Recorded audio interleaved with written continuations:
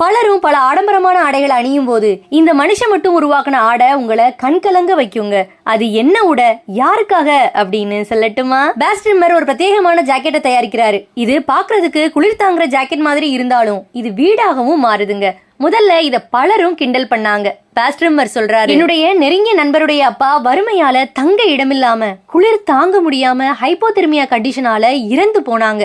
என்னால அதை தாங்கிக்கவே முடியல. அதனால இனி ஒருத்தருக்கும் இந்த நிலைமை வரக்கூடாது அப்படின்னு பழைய கூடாரம் பழைய ஜாக்கெட்டுகளை குறைந்த விலைக்கு வாங்கி வீடு போல தச்சு ஒருவருக்கு நான் கொடுத்தேன். கண்ணீரோடு அவர் சொன்ன நன்றி என்ன பல ஆடைகளை தைக்க வச்சது.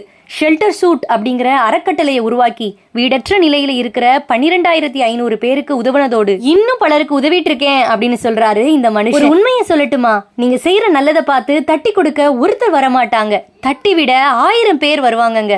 உங்க பாதை சரியானதா இருந்தா அதை நோக்கி போயிட்டே இருங்க. உங்களுடைய வெற்றி உங்களுக்கானது.